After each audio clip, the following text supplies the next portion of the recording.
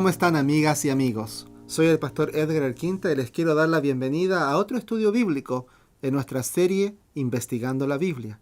El tema que estudiaremos hoy es uno de los menos comprendidos en la Biblia.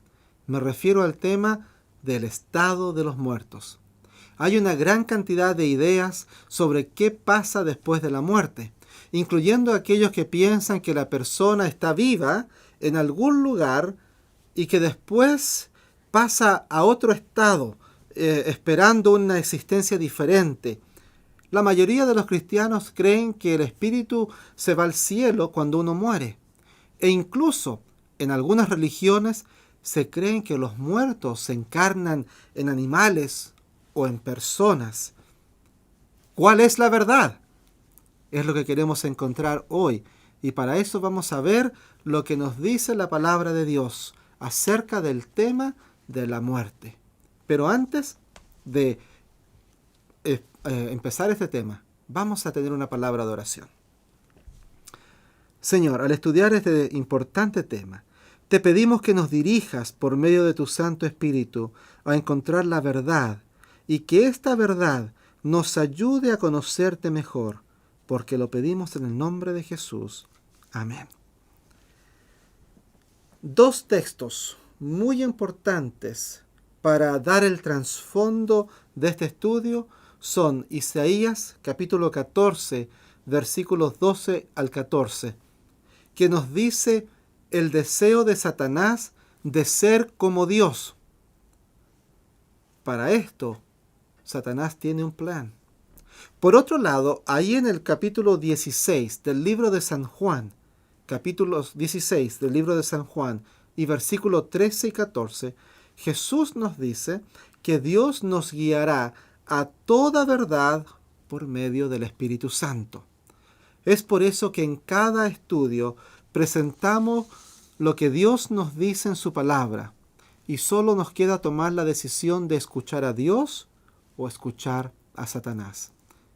En el libro de Génesis vemos a Satanás contradiciendo lo que Dios dice. En el capítulo 3 del libro de Génesis vemos este diálogo que ocurre entre Satanás y Eva. En el versículo 2 del capítulo 3 del libro de Génesis, Satanás le pregunta a Eva que si es cierto que no puede comer de todos los árboles que están en el huerto. Eva le contesta y le dice que del fruto de los árboles del huerto podemos comer, pero del fruto del árbol que está en medio del huerto no podemos comer para que no muramos.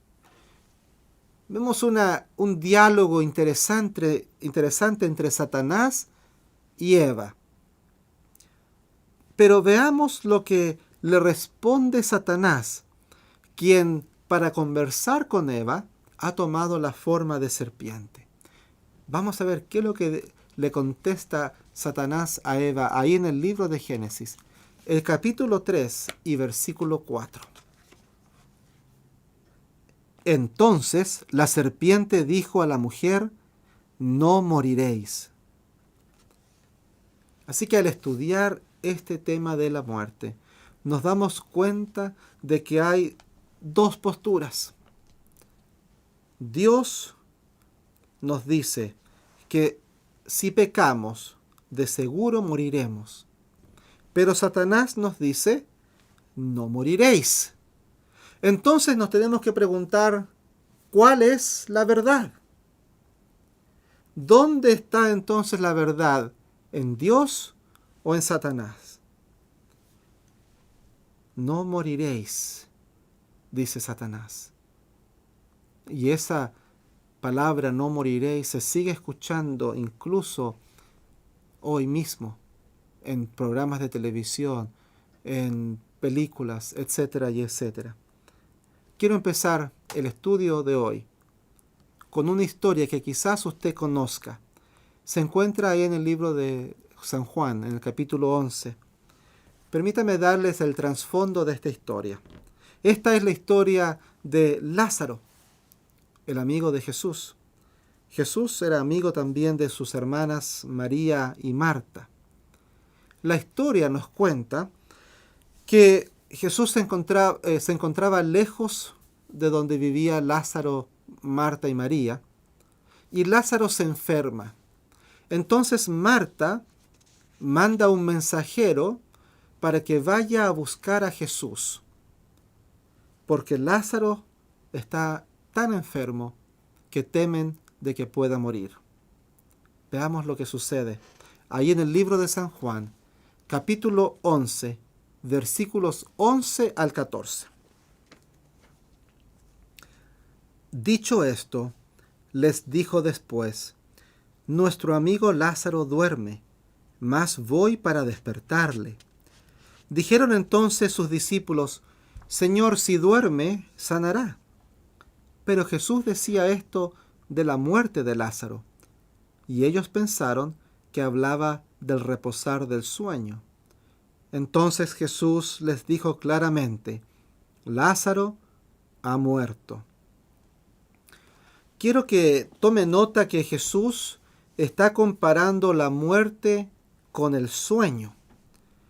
Y Jesús tampoco fue de inmediato a ver a su amigo Lázaro. La Biblia nos dice que Jesús llegó cuando Lázaro ya tenía 4 días de enterrado.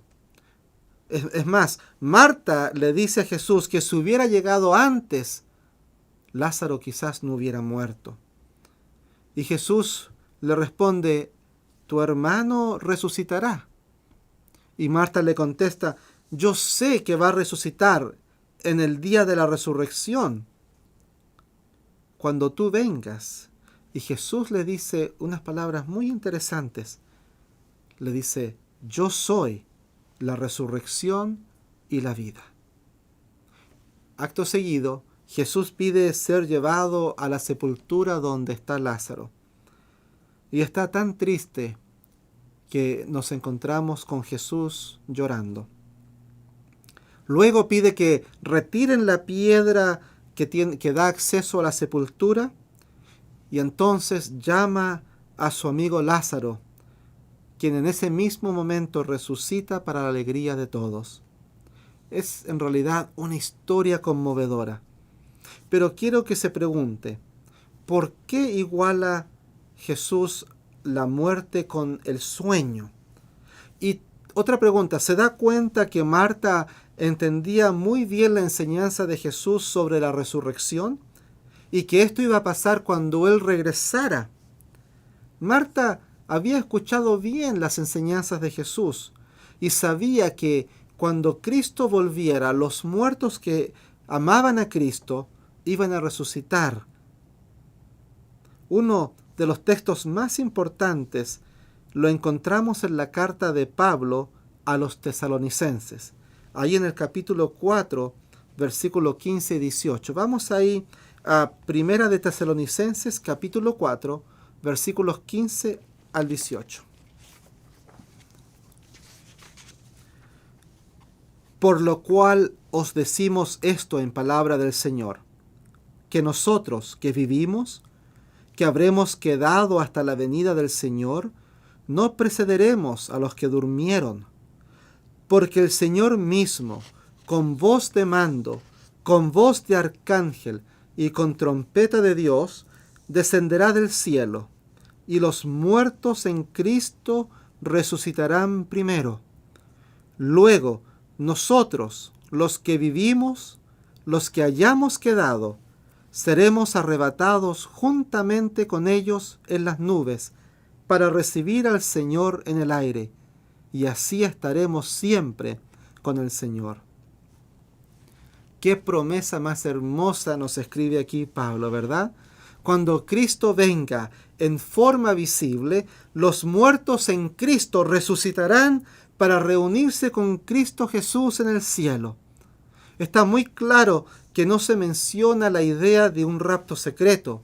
No se menciona la idea de que los muertos van a estar en el cielo y que van a bajar a la tierra. Todo lo contrario.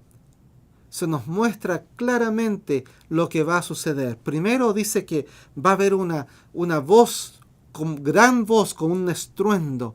Se nos dice que va a ser un espectáculo de que todos van a poder ver.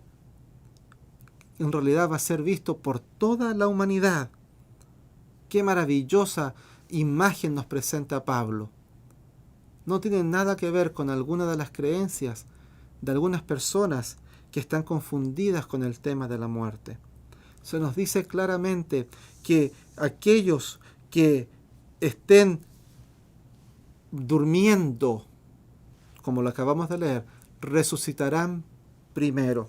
Vamos ahora a lo que nos dice Juan, capítulo 5, versículos 28 y 29. Juan, capítulo 5, 28 y 29. No os maravilléis de esto, porque vendrá hora cuando todos los que están en los sepulcros oirán su voz, y los que hicieron lo bueno saldrán a resurrección de vida, mas los que hicieron lo malo a resurrección de condenación. Quiero que tome nota, amigo y amiga, que aquí dice que todos los que han muerto oirán su voz. Quisiera ahora que pasemos a ver otro texto que nos habla acerca de cómo fue creado el hombre por Dios. ¿Cuáles son los pasos para crear al hombre? Y lo encontramos ahí en el libro de Génesis, capítulo 2, versículo 7. Entonces Jehová Dios formó al hombre del polvo de la tierra, y sopló en su nariz aliento de vida, y fue el hombre un ser viviente. Para entender este tema que estamos analizando hoy acerca de la muerte, nos tenemos que preguntar algunas cosas importantes. En el texto que acabamos de leer, se nos dice que Dios forma al hombre del polvo de la tierra. Acto seguido nos dice que Él sopla el aliento de vida en este hombre de barro. Y al soplar el aliento de vida, entonces este objeto de barro se convierte en un ser viviente. Así es como Dios nos da la vida. ¿Qué pasa entonces al morir? Podríamos entonces deducir por lógica que es el efecto contrario, es decir, Dios toma nuevamente este aliento de vida, es retirado y queda solamente el cuerpo. Y el cuerpo sin el aliento de vida de Dios no puede vivir. Y dejamos entonces de ser un ser viviente. Vamos a ver esto un poco más claro en lo que nos dice la palabra de Dios. Ahí en el libro de Eclesiastés, capítulo 12, versículo 7. Y el polvo vuelve a la tierra como era, y el espíritu vuelve a Dios que lo dio. ¿Se dan cuenta del proceso? Queda bastante claro. Nuestro cuerpo está hecho de polvo. Y al morir, vuelve ¿a dónde? A la tierra. Y el espíritu que nos da vida, que pertenece a Dios, regresa a Él. Y aquí es donde muchos quizás se pueden confundir, porque creen que la palabra espíritu equivale a un ser viviente. Sin embargo, la palabra espíritu en este contexto significa aliento de vida. Y es lo que acabamos de leer ahí en Génesis capítulo 2, versículo 7. Otro texto importante para clarificar esta idea de la diferencia entre el espíritu y un ser viviente, lo encontramos ahí en el libro de Salmos, capítulo 146, versículos 3 y 4. No confiéis en los príncipes, ni en hijo de hombre, porque no hay en él salvación, pues sale su aliento, vuelve a la tierra, en ese mismo día perecen sus pensamientos. Aquí el salmista nos da la descripción de una persona que muere, que deja de vivir. Y se nos presenta esta idea de que el aliento de vida sale del cuerpo y este cuerpo entonces vuelve a la tierra. También se nos dice algo importante, que en el día en que una persona muere, también mueren sus pensamientos. Vamos ahora a Romanos, capítulo 2, versículo 7. Romanos 2, 7. vida eterna a los que, perseverando en bien hacer, buscan gloria y honra e inmortalidad. En este texto, Pablo nos dice cuál es la recompensa a los que hacen el bien. Nos dice que va a ser gloria, honra e inmortalidad. Pero ¿cuándo ocurre esta recompensa? ¿Cuándo sucede? Vamos a ver lo que la palabra de Dios nos dice en 1 Corintios, capítulo 15, versículos 51 al 54. He aquí os digo un misterio. No todos dormiremos, pero todos seremos transformados en un momento, en un abrir y cerrar de ojos, a la final trompeta, porque se tocará la trompeta, y los muertos serán resucitados incorruptibles, y nosotros seremos transformados. Porque es necesario que esto corruptible se vista de incorrupción, y esto mortal se vista de inmortalidad. Y cuando esto corruptible se haya vestido de incorrupción, y esto mortal se haya vestido de inmortalidad, entonces se cumplirá la palabra que está escrita: sórbida es la muerte en victoria. Qué hermoso texto que acabamos de leer. Nos revela que cuando nosotros recibamos nuestros cuerpos nuevos, la muerte ya no existirá más. Es el último enemigo del hombre para ser conquistado. En este texto que acabamos de leer se nos dice que nosotros, los que estamos vivos, seremos transformados, y los que duermen, refiriéndose a los muertos, serán resucitados. Quiero ahora que veamos algunos textos que nos dice lo que pasa con los que han muerto. Vamos a empezar ahí con el libro de Salmos, capítulo 115 y versículo 17. No alabarán los muertos a Jehová, ni cuantos descienden al silencio. Como ven en este texto, se nos muestra que cuando morimos no vamos al cielo a alabar al Señor. Es más, se nos dice que no alabaremos a nadie, porque hemos a haber descendido ¿a dónde? Al silencio. Sigamos en el libro de los Salmos. Ahora el Salmo capítulo 6, versículo 5. Porque en la muerte no hay memoria de ti. En el Seol, o sepulcro, ¿quién te alabará?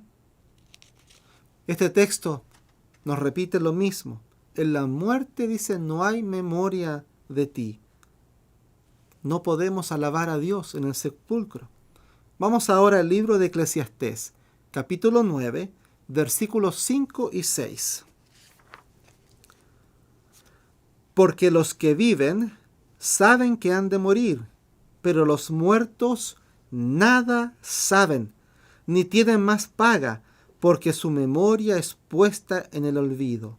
También su amor y su odio y su envidia fenecieron ya, y nunca más tendrán parte en todo lo que se hace debajo del sol.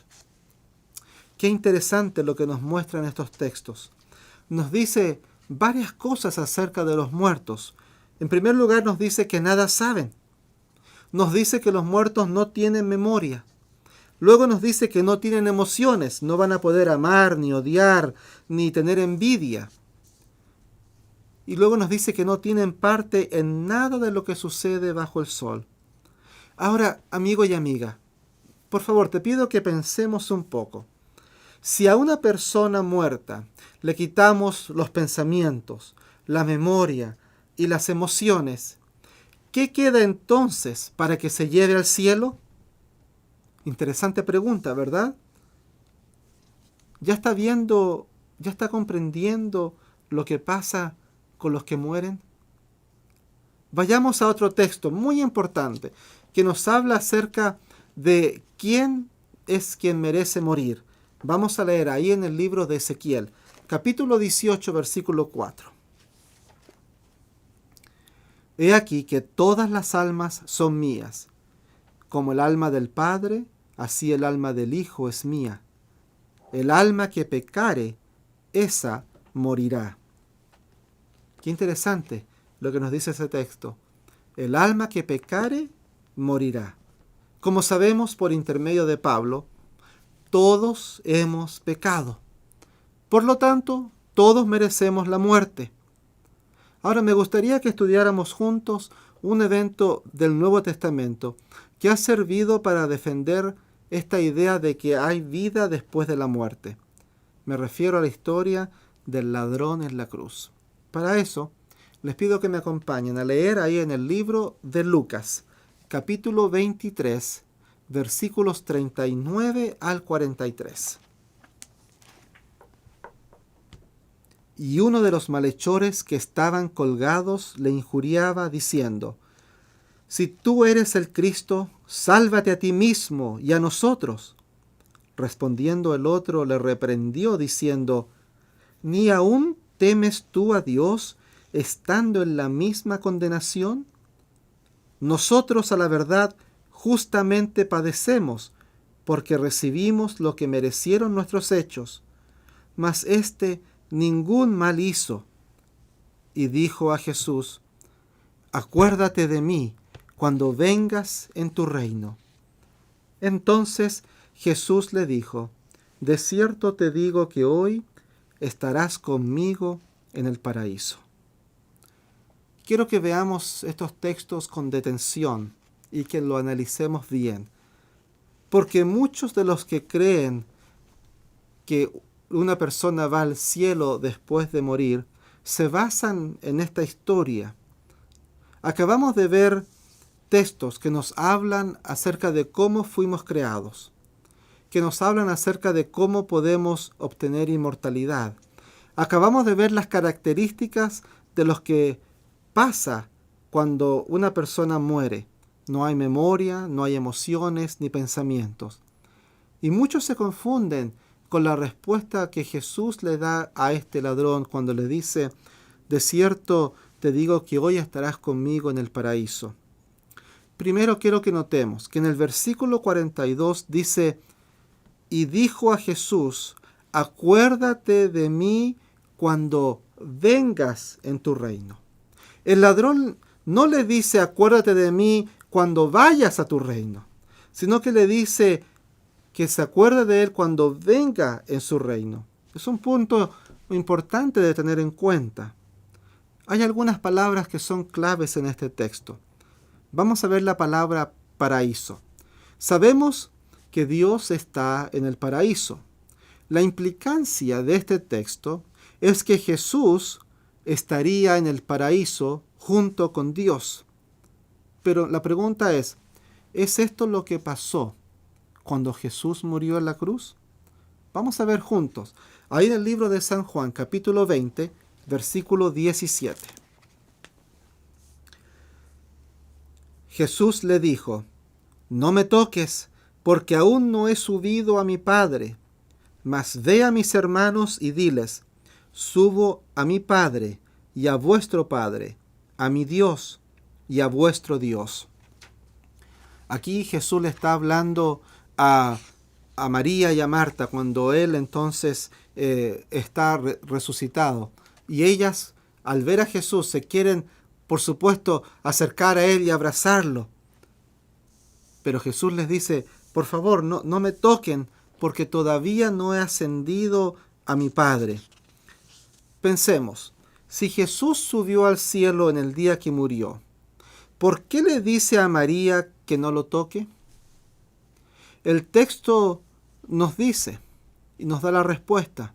Es porque Él todavía no había subido al cielo o al paraíso. Es decir, Jesús no le podía ofrecer al ladrón en la cruz estar con Él en el paraíso ese día, porque Jesús mismo todavía no estaba allí.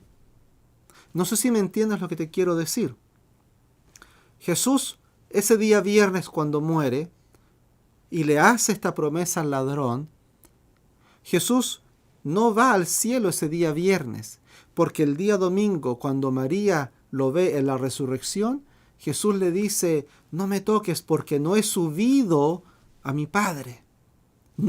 Jesús el día viernes no había subido al cielo. Entonces nos damos cuenta de que sería imposible de que Jesús le pudiera decir que de cierto te digo que hoy estarás conmigo en el paraíso, porque ni Jesús todavía había subido al cielo. Volviendo al texto, si gustan lo podemos leer nuevamente. Lucas capítulo 23, versículo 43. Vamos a leer Lucas 23, 43. Entonces Jesús le dijo, de cierto te digo que hoy estarás conmigo en el paraíso. Ese es el texto. Y acabamos de analizar, según lo que nos dice la palabra de Dios, que en realidad Jesús no subió, no ascendió al cielo el día viernes, sino que fue después. Y quiero ahora explicarte algo que es muy importante. Nos vamos a dar cuenta de que la Biblia no fue escrita en español, fue escrita en griego, en hebreo y arameo. Y si nosotros vamos a ver los pergaminos antiguos de la Biblia, nos vamos a dar cuenta que en el lenguaje original no existía puntuación o acentos como lo vemos hoy. La puntuación y los acentos fueron puestos más o menos 1400 años después. Fue hecho por seres humanos para hacer más fácil la traducción al español o al inglés o a cualquier otra lengua. Sin embargo, el texto original no contenía ni puntuación ni separación entre las palabras. Estos se agregaron mucho después. El texto original no tiene esta palabra o esta puntuación. Podemos ver que en la idea que estaba en el texto original se pierde en la traducción al español o a otros idiomas. Y esto ha llevado a muchos a creer en una enseñanza equivocada. Pero ha sido porque no han estudiado a fondo el tema, porque lo acabamos de ver. Usando simplemente la Biblia, nos hemos dado cuenta de que es imposible para Jesús poderle prometer a este hombre estar en el cielo ese día viernes, porque Jesús, ese día viernes y sábado, Él estaba en el sepulcro. El día domingo, cuando Él resucita, todavía incluso no había subido al cielo, por eso le dice a María que no lo toque. Saben, me gustaría que usted estudie con detención este tema. No quiero que se deje guiar por mí o por otra persona, sino que me gustaría que estudiaran para que se den cuenta por ustedes mismos. Quiero ahora mostrar lo que dice la palabra de Dios ahí en el libro de 2 de Timoteo, capítulo 4, versículos 7 y 8, cuando Pablo habla acerca de recibir nuestra recompensa. Nuevamente, el texto está en 2 de Timoteo, capítulo 4, versículos 7 y 8. He peleado la buena batalla, he acabado la carrera, he guardado la fe. Por lo demás, me está guardada la corona de justicia, la cual me dará el Señor, juez justo, en aquel día. Y no solo a mí, sino también a todos los que aman su venida. ¿Se da cuenta de cuándo vamos a recibir esta recompensa? Va a ser dada, dice Pablo, en aquel día. ¿Qué día? En el día cuando Jesús venga. No va a ser dada nuestra recompensa cuando uno muere. La recompensa tenemos que esperar hasta cuando Jesús vuelva. Cuando Él regrese, va a recompensar a todos. Vamos a ver ahora en el libro de Apocalipsis, capítulo 22, versículo 12. Apocalipsis, capítulo 22, versículo 12. He aquí, yo vengo pronto, y mi galardón conmigo, para recompensar a cada uno según sea su obra. Las últimas palabras de Jesús en la Biblia nos dicen que Él viene pronto y que trae su recompensa. Amigos y amigas, lo que enseña la Biblia es muy claro sobre este tema, pero quizás usted todavía puede estar confundido o confundida. Quiero que se pregunte, ¿por qué creo lo que creo? Mucho de lo que creemos lo hemos aprendido de nuestra niñez, a través de lo que nos enseñaban nuestros padres. Y así entonces las enseñanzas se han traspasado de generación en generación. Hoy hemos visto textos importantes. Hemos aprendido lo que nos dice la palabra de Dios acerca de la muerte. Y me gustaría que pudieras ponerte a pensar, ¿qué es más importante? ¿Lo que te han enseñado tus padres o en tu iglesia? ¿O lo que hemos leído directamente de la palabra de Dios? Hoy hemos aprendido, de acuerdo a la palabra de Dios, que cuando una persona muere es como estar en un sueño profundo.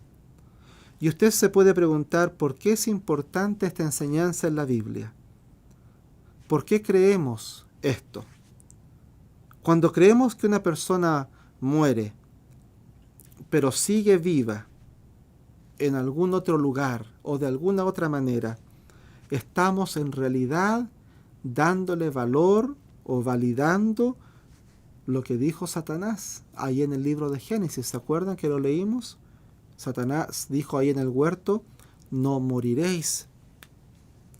Sin embargo, Dios es claro que todo aquel que cometiere pecado morirá, que no habrá más recuerdo de él, que no podrá alabar a nadie, que no tendrá más sentimientos, que esa persona es como que si estuviera en un sueño. Todo lo hemos visto en la palabra de Dios.